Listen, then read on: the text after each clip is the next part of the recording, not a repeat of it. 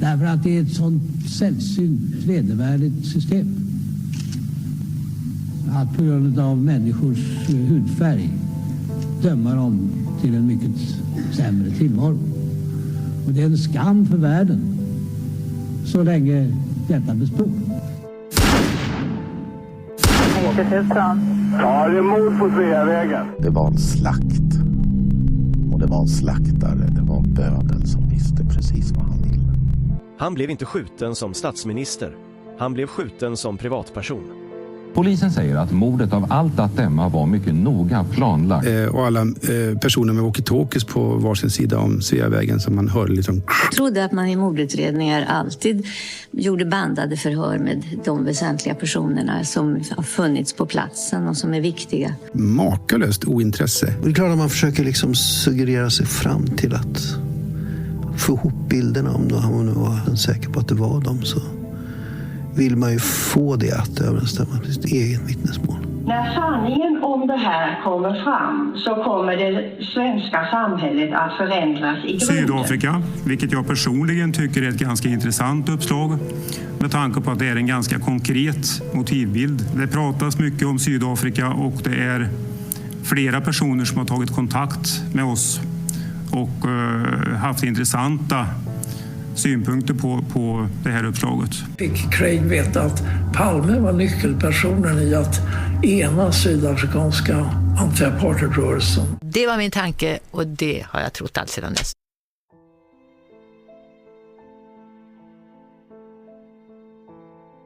I förra delen stiftade vi bekantskap med ännu en journalist som grävt runt Palmemordet, Lars Amber. Egentligen heter han Rickard Bern, men har skrivit under pseudonymen Lars Amber. Han hade baserat mycket av sina teorier kring Rickard Reves artikel och var alltså i grunden inne på helt rätt väg. Sedan föll han tyvärr för uppgifterna i sosseblaskan Aftonbladet, som såklart sprider sossarnas propaganda rakt av, och då fastnade Amber för de kock som sydafrikansk skytt vid mordplatsen. Amber redogör ingenting för Boris Erssons uppgifter, som borde ha lett Amber in på Anthony White istället.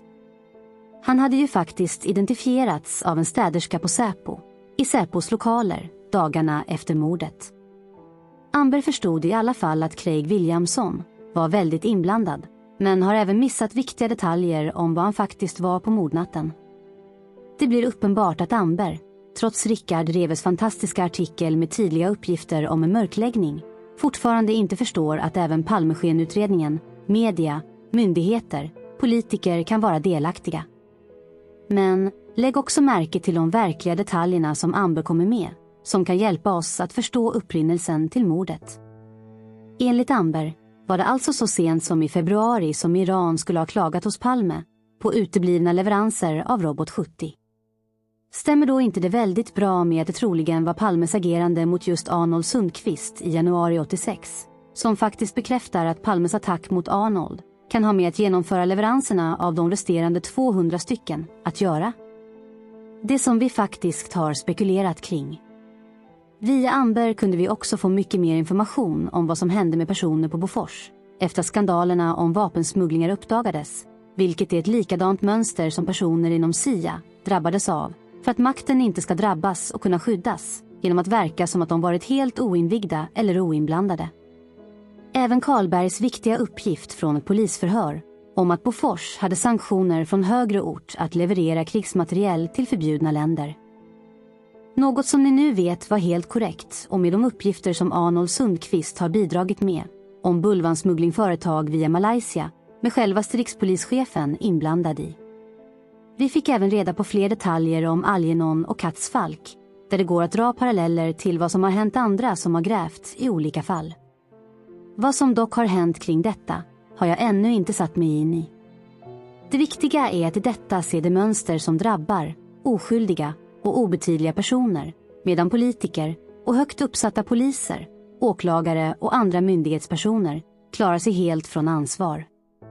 Visst fick Holmér och några andra några löjliga straff för saker i Ebbe Carlsson-affären, men det är bara ett hån när inte straffen motsvarar det verkliga brottet.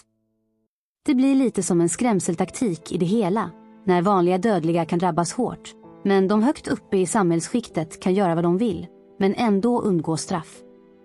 När det gäller drabbade personer, som exempelvis Algernon, som kan ha varit delaktiga eller indragna i dessa smutsiga härvor, så kan det dock vara viktigt att förtydliga om vad som händer folk. Visst kan det vara så att självmord kan vara det som har hänt personer, i vissa fall, men att det kan vara så att det kan ha skett, baserat på vad personerna har varit inblandade eller indragna i. Vi har redan tagit upp flera livsöden som definitivt har påverkats av att människor inte blivit trodda eller utsatta för saker i livet, som kan ha lett till att det varit en tragisk lösning med självmord eller att stress av vad de burit på kan ha medverkat till en för tidig död. Det är tyvärr i denna gränsdragning som det kan vara svårt att förstå precis vad som hänt. Om det gäller den smutsiga vapenhandeln eller själva Palmemordet kan vara svårt att särskilja. Några som möjligen, och i vissa fall rimligen, kan ha påverkats av turerna runt Palmemordet kan vara Carl Fredrik Algernon, Lars Krantz, Christer Pettersson, Stig Engström, Christer Andersson. I denna del kommer vi att fortsätta i folkbildningens tecken, då det visar sig att Lars Amber 3 år senare ger ut en ny bok om Palmemordet som han skriver om på en annan webbsida. Vi läser nu om den nya boken från Amber själv. I min nya roman Tryggare kan ingen vara, Ebes förlag, 2021, prövar jag teorin att mordet på Sveavägen den 28 februari 1986 utförs av legosoldater i en internationell komplott. Olof Palmes aktivism hotar både Iran och Sydafrika.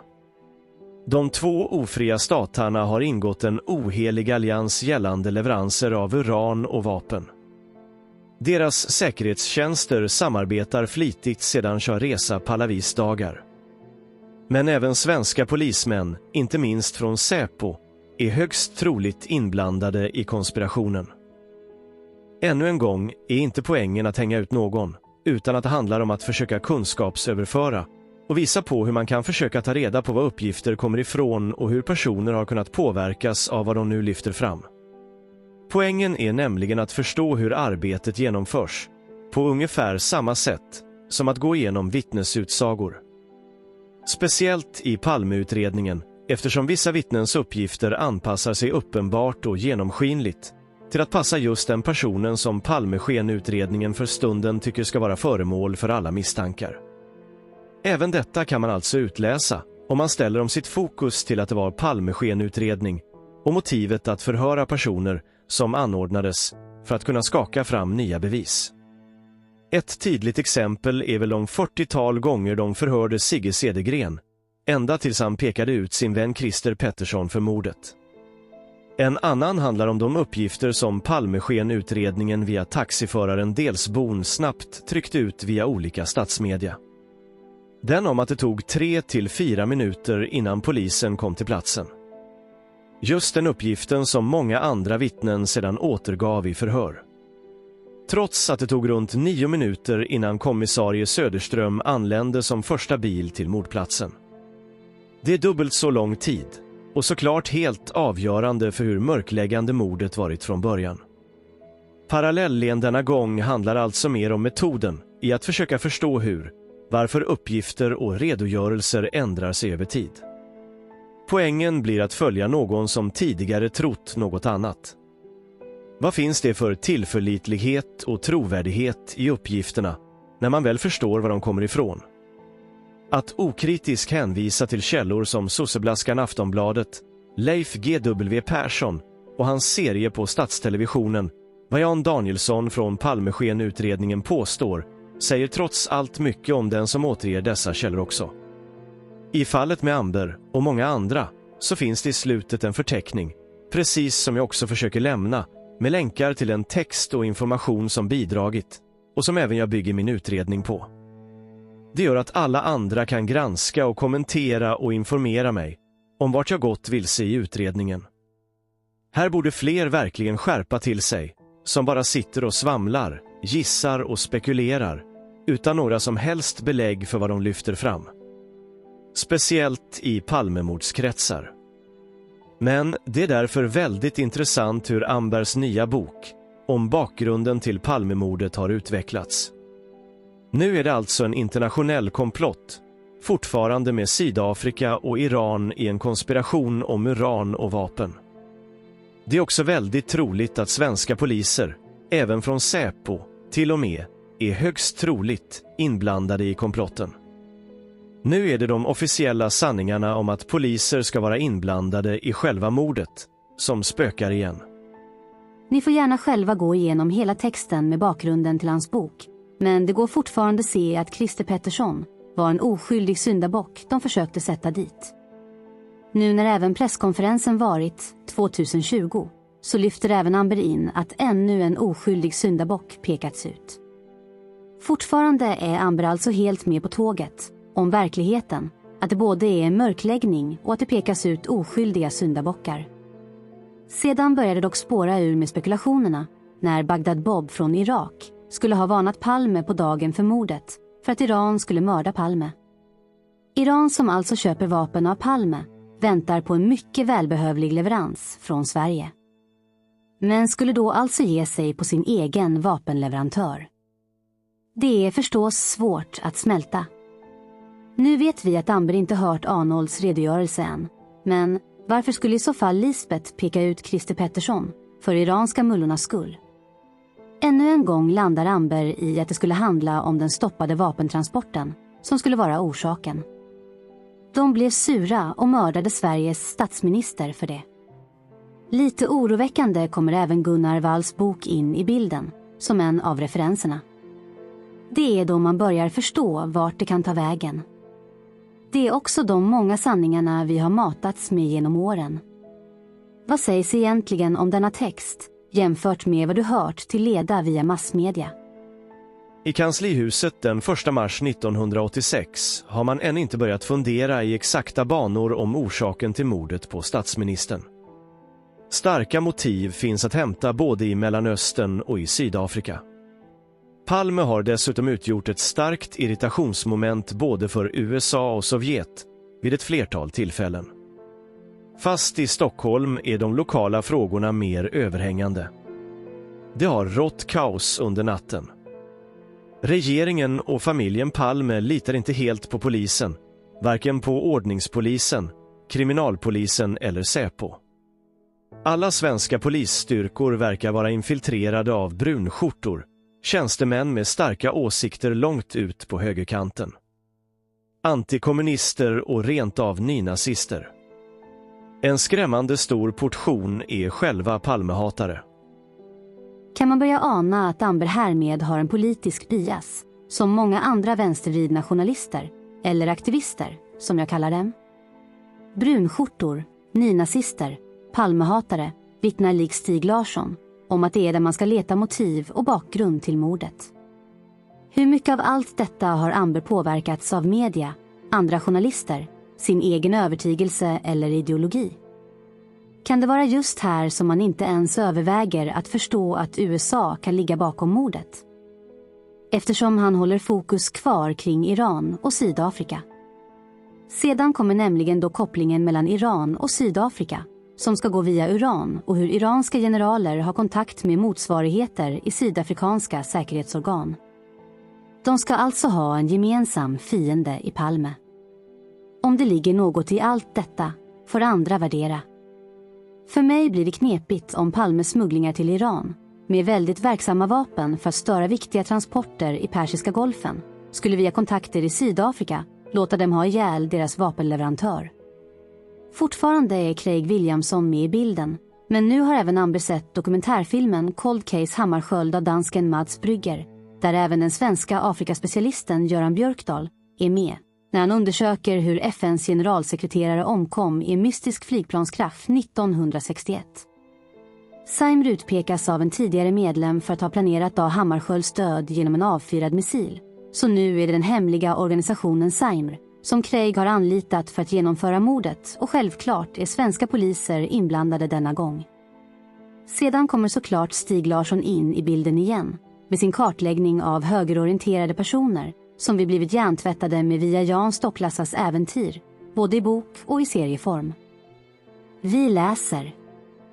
Detta är miljöer som journalisten Stig Larsson misstänker redan 1986. Vid sitt frånfälle nära 2 decennier senare är författaren Stig fortfarande övertygad om att Olof Palmes mördare bör sökas i dessa kretsar. EAP. Tidskriften Kontra. Vackl. Baltiska kommittén BK. Och Sydafrika. Magnum 357 är inte ett smidigt handeldvapen. Det utnyttjas knappast av professionella mördare som opererar på egen hand i stadsmiljö. Men en legoknekt, en vapenfetischist som extra knäcker. 1986 är Estniska huset på Vallinggatan i centrala Stockholm en högborg för sådana farliga individer. Vid ett tillslag hittar polisen en hel vapenarsenal här. Den internationella polisföreningen IPA, infiltrerad av Sydafrika, hyr lokaler i huset, vid sidan av BK som leds av Arvo Horm, en ideolog och antikommunist ursprungligen från Estland. Nu ska även IPA vara infiltrerat av Sydafrika. Det räcker kanske inte med att Craig befann sig i deras lokaler som en möjlig polis från en IPA-medlemsnation. Amber bekräftar också att han köpt sanningen med Magnum som mordvapen. Att det då inte skulle handla om en professionell mördare. Vad tror ni egentligen att alla dessa felaktiga uppgifter och premisser kommer ifrån? Kan ni också se var i utredandet och spekulationerna som det redan blir problem för Amber, nu när vi faktiskt vet vad som hänt? Det finns inga reflektioner från Amber om att trovärdiga vittnen vid mordplatsen faktiskt har uppgivit smällare och inget annat. Varför köpa den officiella sanningen om de upphittade kulorna och vapen då? Amber vet ju om mörkläggningen och alla utpekade syndabockar. Varför inte ens ifrågasätta de officiella sanningarna om vapen och kulor? Sedan skulle Sovjet ha vetat om mordet i förväg. Säpo skulle vara inblandat och sopat igen alla spåren. Eller som Lars avslutande summerar sin text. Själv misstänker vi slutledningsvis ett team av legosoldater finansierat och lett av en sydafrikansk operatör, uppbackad av svenska poliser. Hela planeringen har tagit en dryg månad och det sista dygnet är Olof Palme konstant bevakad av män försedda med valkitalker. En bevakning som faktiskt Säpo-analytiker håller för trolig våren 1986 i en rapport. Mordvapnet skulle ha införskaffats i Stockholms undre värld. Passande för en vapenvurmande legoknekt, men också för att ge sken av att gärningsmannen är en ensamvarg. Det heter att en erfaren utredare inte tror på tillfälligheter. I min roman Tryggare kan ingen vara har jag iscensatt en mordteori utifrån oförklarliga omständigheter. Jag gör följdriktigt en Säpo-kommissarie till sydafrikansk mullvad. En sådan privilegierad sits skulle förklara lejonparten av de otaliga frågetecken runt Palmemordet vars intensitet inte förbleknat snart 36 år senare. Som framgår är det en roman som Amber skrivit och alla har väl rätt att försöka hitta på vad som helst att skriva om. Det finns ju en stor möjlighet, likt många andra journalister, att Amber är lika insyltad i mörkläggningen också och bara ska parasitera likt många andra på Palmemordet. Men det som talar emot är framlyftandet av Rickard Reves artikel och en mycket tidig mörkläggning.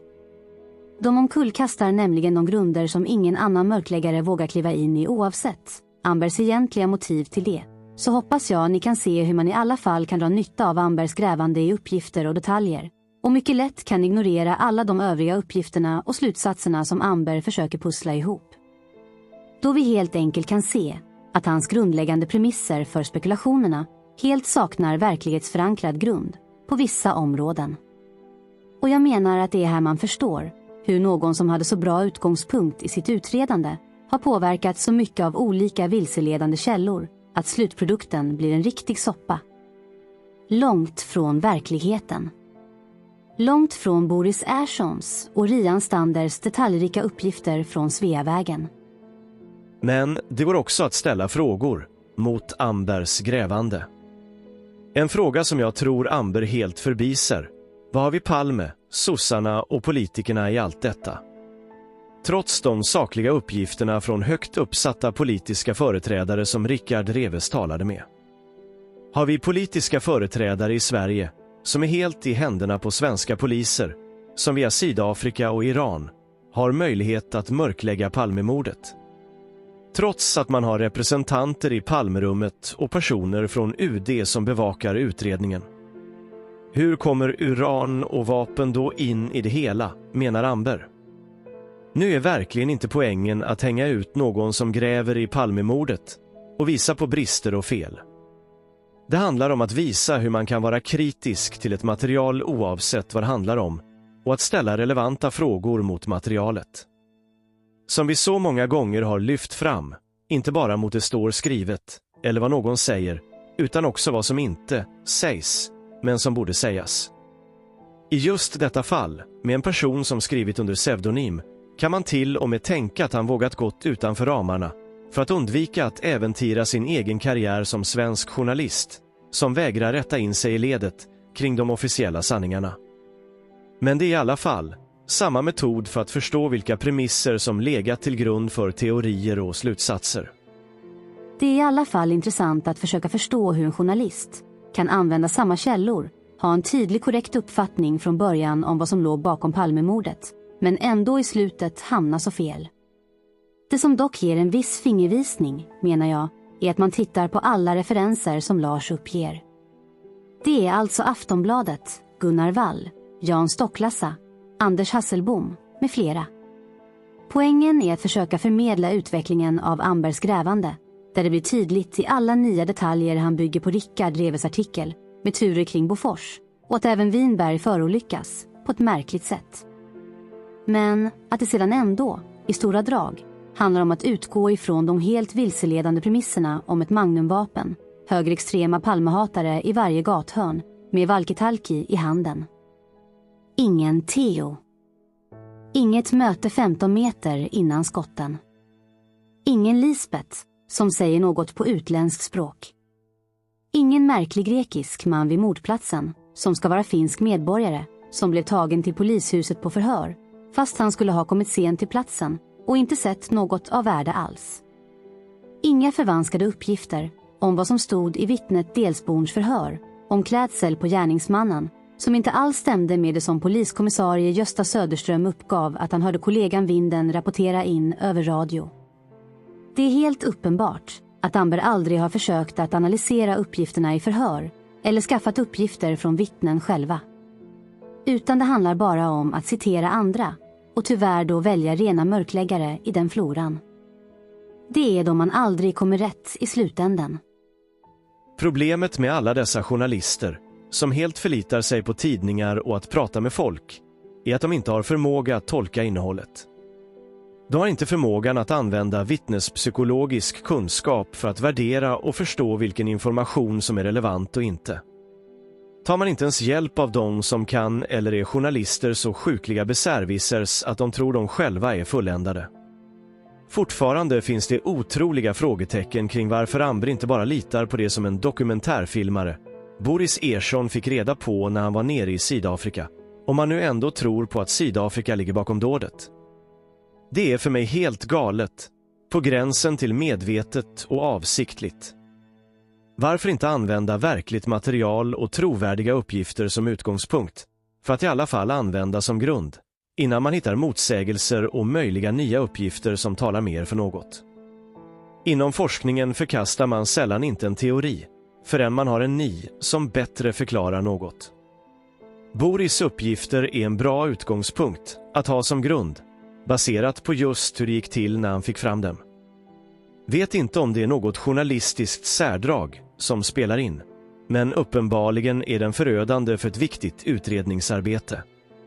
Vad som i övrigt är skillnad i utredandet mellan hur denna journalist arbetat och skillnaden mot mitt arbete får gärna någon utomstående försöka förklara för mig någon gång i framtiden. Hoppas verkligen att alla kan se den helt avgörande skillnaden i att använda verklig kunskap på det tillgängliga material som finns, men kanske framför allt inte lita på vad andra journalister, media och politiker tutat i oss under alla år. Det är här det är så lätt att gå vilse, när man trots en bra grund att stå på med ett kreativt grävande till slut hamnar rätt så fel ändå. Är detta då värdelöst? Inte alls. Många detaljer har vi fått hjälp med Och flera av länkarna ska man såklart också kontrollera för att förstå även var den informationen har kommit ifrån. Det är som man kan gå vidare och fördjupa sig i uppgifterna och detaljerna för att se om även det Amber lyfter fram är körsbärsplockat eller om man har haft andra ögon att se med som förklarar varför han kan ha missat den verkligt relevanta informationen. Det här är något vi kommer se i ett mönster framöver i serien som kan vara mycket nyttigt att repetera så alla förstår det verkningsfulla i ett grundligt granskande.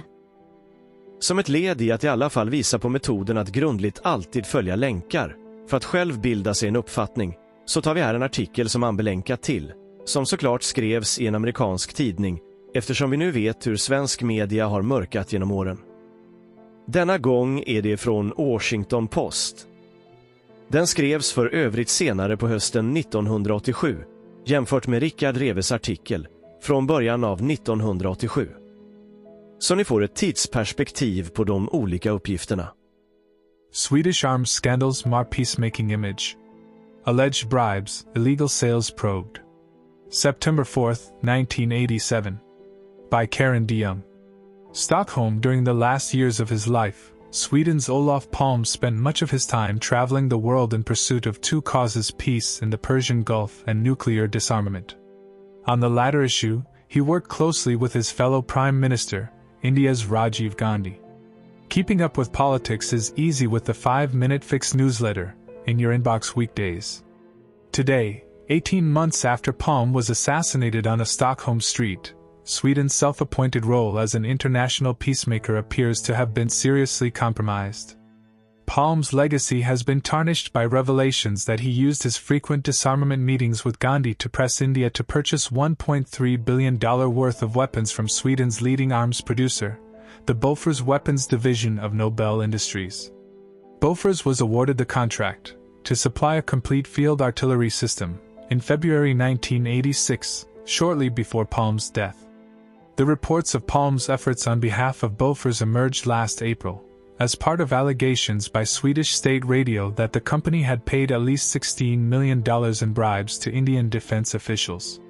Those charges, currently under investigation in both countries, have caused a major crisis in the Indian government, undermining the domestic position of Palme's friend, Gandhi. Gandhi has denied that he or anyone in his family has knowledge of bribe-taking. Bofors has categorically denied the charge, saying unexplained payments that government auditors found in its books were necessary to pay its agents in India after Gandhi's government insisted that all middlemen be kept out of the deal. The alleged Indian bribery, however, is but the latest thunderbolt in a growing political storm that has been swirling around Bofors and the Swedish government for 2 years. Dubbed the Swedish Iran Gate by the media here, it centers on allegations that Bofors and its explosives division, Nobel Chemi, illegally shipped major quantities of weapons and or explosives to Iran, Iraq and other Persian Gulf states from 1980 to 1985 before, during and after the time that Palme was trying to negotiate peace there. Bofors has acknowledged some of the sales and denied others. But company executives under suspicion of orchestrating some of the alleged weapons shipments have asserted that they operated with governmental complicity. That was made difficult to prove last January, when the government official who approved the export licenses in question died, less than a week before he was to be interrogated by prosecutors, in what was officially ruled as suicide. For conspiracy theorists here and abroad, the death of Carl Algernon indicated either his guilt or the desire of some guilty parties to silence him. A related theory holds that Palme's unsolved murder may have had something to do with the arms sales. No one has presented any evidence to back up either of these theories, and they are widely discounted by police and by parliamentary, media and other investigators. But they have brought additional attention to the scandal and added to the embarrassment of the Social Democratic Labour government of Prime Minister Ingvar Carlsson, Palme's successor. The government has denied any knowledge of or complicity in any of the illegal sales and shipments, which allegedly were laundered through neutral third countries. It also has disclaimed any involvement in possible Indian bribes. According to a recent poll here, however, 53% of Swedes believe that the government did have knowledge of the Bofors scandals. The Social Democratic Labour Party has come under fire even from pacifists within its own ranks, who object to all arms exports. Sweden is not aligned with either of the superpowers. Its policy of what it calls armed neutrality and its reluctance to purchase weapons elsewhere have led to an expanded domestic weapons industry that both industry and government agree cannot survive without export orders. Under Swedish law, however, all overseas weapons sales technically are prohibited. In practice, the government makes exceptions and issues export licenses for countries that it determines are outside areas of conflict and observe human rights. Preferred customers are Western European, neutral and non-aligned countries. The entire Middle East has long been considered out of bounds. Opposition political parties, apparently little concerned that they were in power from 1976 to 1982, part of the period when the alleged sales took place, have capitalized on the scandal. Looking forward to next year's general election, they have charged that the government either must be covering up or should admit incompetence in policing arms sales. The bewildering series of scandals has spawned an equally confusing array of public and private inquiries, much like the Iran-Contra affair in the United States. A parliamentary committee has held closed hearings. 3 prosecutors are investigating the weapons sales, the explosives shipments, and the Indian contract. Carlson has started an internal governmental inquiry and named a special independent committee, akin to the Tower Commission, to look into government involvement in the Indian deal. The department charged with investigating competition questions is looking into whether, as alleged by Swedish customs, the sale of explosives to Iran and other countries was orchestrated by what amounted to a cartel of Western European producers through fixed prices, shared contracts, and laundered illegal shipments. An official in the Trade Ministry, which has responsibility for approving weapons export licenses, was asked if the need to investigate and respond to the scandals had distracted his department from its normal duties. "There are no normal duties here anymore," he said. "Just this. A visit to the police." The Bofors affair first leaped into public consciousness in May 1984, when Lars Engström, the head of the Swedish Peace and Arbitration Society, the world's oldest peace group, made a surprise visit to Stockholm's police headquarters, a Swedish television crew in tow. Engström and researcher Henrik Westander presented the police with the results of several years of investigation, most of it from public sources. They said their information proved that in 1980, Bofors had sold its RBS-70 surface-to-air missile to Bahrain and Dubai in the Persian Gulf. Both were on the sales prohibited list, and the government had turned down a 1978 Bofors request to license the sale of the same items, a total of 304 missiles, worth a reported $10 million to the same 2 countries. According to Westander, the missiles had been laundered through a licensed, interim sale to Singapore, whose weapons imports from Sweden had suddenly increased 100-fold in 1979, to about $27 million. Despite the small size of its armed forces, Singapore had become the largest single importer of Swedish armament, a position it has maintained throughout the 1980s. The police listened politely, but it was not until the society came up with a stack of secret Bofors documents, supplied by a disaffected company engineer on the RBS-70 project, that they began to take the charges seriously. In May 1985, government prosecutors announced that they had begun a full investigation of the charges. In December 1986, the society alleged that RBS-70s had been found in Iran. Their evidence included references in well-known publications, including American newspapers, and what the organization said was the independent testimony of 4 separate sources. No company documents were produced to back up this charge. Upheaval at Bofors. About the time that the Peace Society was presenting its first charges against Bofors, the company was in the midst of an upheaval. In the early 1980s, financier Erik Penser had taken over the weapons producer and its sister company in explosives, Nobel Chemi. One of Sweden's oldest companies, Bofors had been bought in the 1880s by Alfred Nobel, the inventor of dynamite and patron of the Peace Prize. The Swedish Peace and Arbitration Society was itself a winner of the prize in 1908. In late 1984, Penser merged Bofors Nobel Chemi with another acquisition, creating Nobel Industries, 25% of whose revenues came from defense production. In January 1985, he appointed Swedish businessman Anders Carlsberg as chairman. By early 1986, Carlsberg was sufficiently concerned about the prosecutor's inquiries and the reliability of his inherited staff that he hired an outside auditor to review all recent sales and deliveries made by Bofors and Nobel Chemi, and to trace all RBS-70 missiles produced for export since 1977. Carlsberg had an additional worry.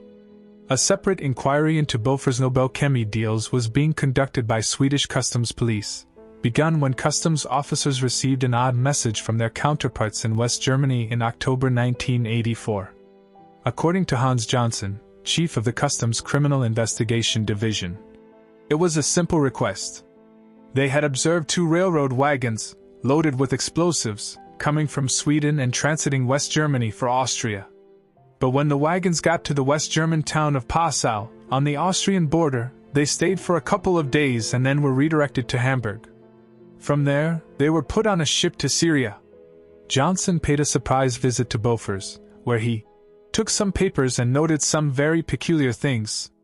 There was a permit to export to Austria, for example, but it called for the explosive to be mixed with 25% water, something that's only required for a long sea shipment. Johnson called the local prosecutor and got approval for search warrants. During 1985, customs officials made at least 24 raids on Bofors, eventually accumulating a roomful of documents. There were shipments to Iran, Egypt, Syria, Burma, Iraq. You wouldn't get a permit to export to any of these countries, customs investigator Torbjorn Sebel said. But in each of these cases, he said, the contract for illegal delivery was covered by a separate order to ship the explosives to a third country, usually in Western Europe. The 7,000-page report that Customs turned over to the prosecutor last spring documented 10 representative cases of alleged explosive smuggling between 1980 to 85, involving illicit shipments valued at $12 million, and attempts to smuggle an additional $12 million worth that were thwarted by Customs. Most of the cases list Iran as the final buyer. In an interview, Johnson and Sebel detailed one of the cases. According to their allegations, it began in early 1984, when Tehran ordered 4,700 tons of gunpowder from Swedish trader Karl-Erik Schmitz. Schmitz's company, Scandinavian Commodities, in the southern port city of Malmö, is depicted as playing a leading role in a number of the alleged deals. Schmitz first went to South Africa, where he issued contracts for 3,000 tons of the Iranian order.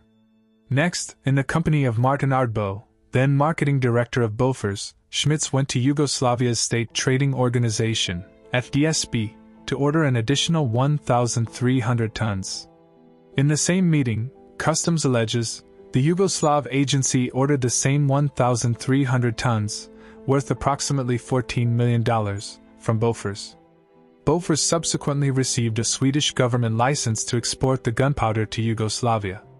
Bofors was unable to fill the large order itself, and subcontracted 950 tons to Muiden Chemi of the Netherlands, which in turn subcontracted part of its order to a Canadian company.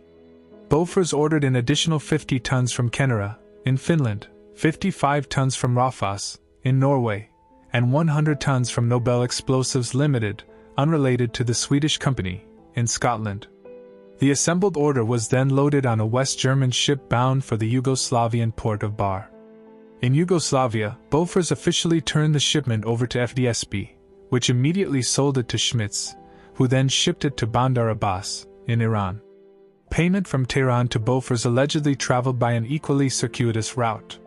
Deposited in Iran's Bank Melli in London, it was transferred to 2 separate accounts, in London and Luxembourg banks, belonging to Scandinavian Commodities, which then transferred it to Yugoslavia. The Yugoslavs paid Bofors, which distributed payment to its subcontracted suppliers. According to the customs investigators, this type of transaction has taken place again and again throughout the Iran-Iraq War, arranged by what amounts to an informal explosives cartel that is now being investigated in several European countries. Last May, indictments for violating weapons export restrictions in the explosives smuggling case were issued against 2 Bofors officials, former Nobel Chemi marketing director Mats Lundberg and Goran Karlsson, and against Schmitz, of Scandinavian Commodities. The officials have denied the charges and said they have no knowledge of any re-export of explosives that might have taken place from countries to which they made legal sales. A trial is expected before the end of the year. Question of official OK. In early January, according to numerous accounts here, Ardbo, newly named as Bofors president, told Nobel Industries chairman Carlsberg that illegal weapons shipments via Singapore had taken place. But Ardbo said Bofors had acted with the knowledge of successive chiefs of the Government Weapons Inspection Service. The question of government approval was crucial, since its existence would mean that Ardbo could not be prosecuted. Carlsberg left his meeting with Ardbo and went to see Algernon, the chief weapons inspector. That same afternoon, minutes after his meeting with Carlsberg ended, Algernon went to a Stockholm subway station and died under the wheels of a train. Several self-described witnesses said he had been pushed, while others said they had seen him fall accidentally. In its ruling that Algernon committed suicide, an official investigation gave no evidence to support its conclusion, and did not speculate as to motive. On March 30th, Carlsberg held a press conference to release the results of his independent audit. He said that missiles had been sold illegally to Bahrain and Dubai in 1980. Other illegal transactions, he said, included the sale of naval cannons to Thailand, and ammunition and explosives to Oman and East Germany. Carlsberg said he had found no evidence of missile shipments to Iran. The company declared that Ardbo and a previous Bofors president, Claus Ulrich Winberg, both of whom had lost their jobs, were morally guilty of smuggling. Both Ardbo and Winberg have maintained that the government knew all about the false licenses and allegedly illegal shipments. Quoted in Britain's Business magazine last June, Ardbo noted that Bofors had invested a great amount of money in producing the RBS 70 for Swedish use. We had received a promise, he said, that it would be considered a defensive weapon and be allowed to be exported around the world. The prosecutor's probe of the missile sales is not expected to be completed until next year. Results of the government's internal investigation are due pretty soon, said Carl-Johan Aberg, Undersecretary of State in the Foreign Trade Department. Even though it's not yet gone through the court process, Aberg said, I think it's appropriate to say we have found large deviations when it comes to missile sales to Singapore. We have joined forces with Singapore authorities in investigating. A leading Singapore executive has been arrested there. Aberg acknowledged that in hindsight, it was fair to say that the government had been less vigilant than it should have in the issuance of weapons export licenses, and in not looking into the massive increase in sales to Singapore. On the question of Iran, Aberg said that every month, there are rumors and accusations about sales of Swedish missiles. We do not give permits for any ordnance equipment to Iran. I'm always saying, give us the evidence. But up to now, no one has. As for the assorted Bofors scandals in general, Aberg said, it is out of the question that this could have happened with the approval of the Swedish government. Intressant att i en undersökning så ansåg en större del av hela befolkningen i Sverige att politiker och regeringen visste om smugglingarna av vapen, men ändå är det ingen som byter ut partiledarna eller partierna. Är det bara för att alla är lika inblandade och medvetna? Det spelar alltså ingen roll vem man röstar på för att sälja krigsmateriel till länder runt om i världen. Det har varit en framgångssaga ekonomiskt för lilla snövita, moraliska hycklande stormakten Sverige. I alla fall om man ska tro den Sverigebild som försöker säljas in över hela världen och inte minst hjärntvätta hela den svenska befolkningen med. Så nu finns det ännu mer detaljer och information rörande vapensmugglingar och hur personer hos Bofors har påverkats av dessa försäljningar. Det finns alltså stora möjligheter att hitta ännu mer information genom att bara följa referenserna som grävande personer har listat, även om deras slutsatser om vad som har hänt och orsaken till mordet ändå är något man inte själv behöver köpa rakt av. Nu börjar även de motsägelsefulla uppgifterna bli mer tydliga, när Åberg hävdar att det är omöjligt att detta skulle ha skett med den svenska regeringens godkännande, samtidigt som gör uppgifter om att Bofors hade sanktioner från högre ort att leverera krigsmateriel till förbjudna länder. Hoppas det blir uppenbart för de flesta att det handlar om medvetna vapensmugglingar, sanktionerade hela vägen upp, men att det sedan ska mörkläggas och skyddas genom att personer längre ner i kedjan blir straffade och får ta smällen. Känns inte mönstret igen från USA och Iran-gisslan-affären? Känns inte mönstret igen när det gäller Eugene Don Kock i Sydafrika, där regimen som låg bakom allt klarade sig undan?